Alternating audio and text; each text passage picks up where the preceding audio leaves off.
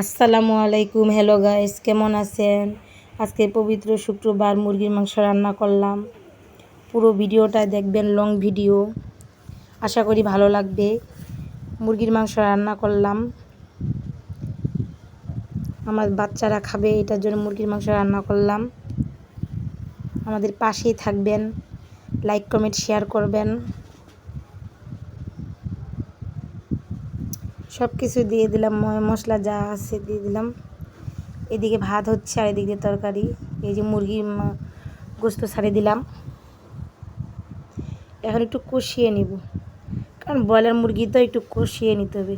আজকে ব্রয়লার মুরগি আমরা পটল দিয়ে রান্না করব, এর সাথে কিছু আলু দেব, মানে আমার বাচ্চারা আবার পটল খায় না, আলু খাবে।